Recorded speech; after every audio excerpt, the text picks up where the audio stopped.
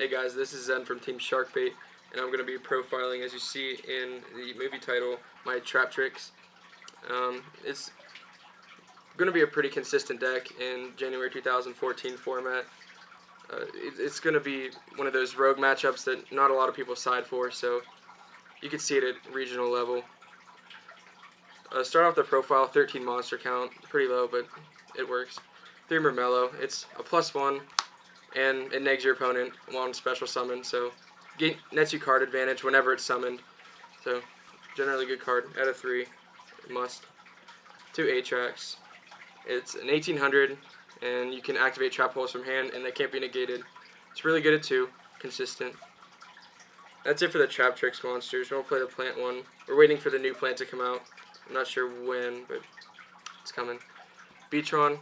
It gets your Mermello special summon, and it synergizes really well with all the continuous cards that are in here, and it's pretty much a 1-card XYZ. Gets this Dead Fiendish Change out of the way. Another card that does that extremely well is Mist Valley Falcon, except for it bounces it back to your hand, so you can plus really hard off this card. And I mean, without advantage, but you still are recycling cards that you need. And rounding out the monster lineup is Fossil Dyna, extremely good card. It's level 4, and since you're playing 3 calls, it's just a surprise when people go for big plays and you say nope. Spell lineup, it's only 6, but it gets the job done. Duality, it adds consistency to any stun deck. 3, it's really solid. Book of Moon, it gets plays off with Fossil Dyna. You can blow up more cards, which is good. And it's just an overall, just a very good card. And then Shard of Greed, a good draw card. It baits out MSTs, and it works well with Beatron. And for the trap lineup, the trap hole cards anyway, we have a Bottomless, extremely good card. That's why it's at 1. Void Trap Hole, it gets around a lot of the boss monsters in the new format, like the the Bujin Susanado. Don't quote me on the pronunciation. Black Rose, it makes the effect not go off, which is amazing. It gets around Pleiades, and just stuff like that. It's a fantastic card. And the last 3 are 3 regular trap holes. Evil Swarms and Constellars have to get their normal summon off to make big plays, so we just say no to that. Other traps, 3 Fiendish. Like I said, we play the Beatron and the Falcon. Lets you recur this. And monster effects are huge January 2014. So run it over Valor just because it's recurable. The 3 calls. It gets your Mermello effect off. It gets your Fossil Dyna's back, stops plays, and it's another Beatron target if it's dead. So, and the regular traps, we have Torrential, Double Mirror Force, the Compulse, a Warning, and 3 7 tools.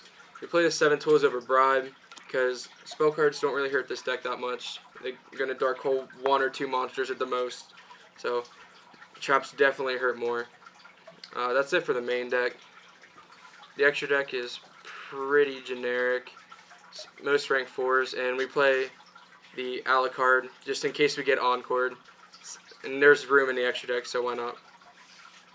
We have Cowboy, Dweller, Maestroke, Roach, just because, I mean, you can get around this, but it's still a card, and no one plays it now, so no one knows how to really play around it anymore. So Chidori, one of the most underrated cards in the game. You can go into it with 2 Falcons. It's just ridiculous.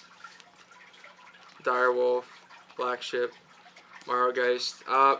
Marrowgeist, you can actually do it against Fire Kings, and it won't get their effects off for Yaksha and such. Papillo, generic, good one. Alverdich, also, just, it gets over stuff. It's like Utopia Ray. Just because, like I said, there's extra deck room, so why not?